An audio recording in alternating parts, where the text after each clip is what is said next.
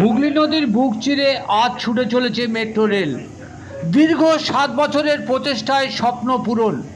গঙ্গা বক্ষের তলদেশ under water metro tunnel, যার দৈর্ঘ্য ১৭০৭ ফুট, রেলপথ জুড়ে দিল গঙ্গার একুল আর ওকুল।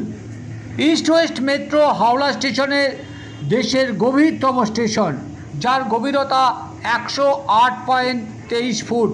মাত্র ৬০ সেকেন্ডের কম সময়ে গঙ্গা পারের অপরূপ মুহূর্তের সেই ভিডিও দেখুন নজরে দেওয়া পেজের এই খবরে।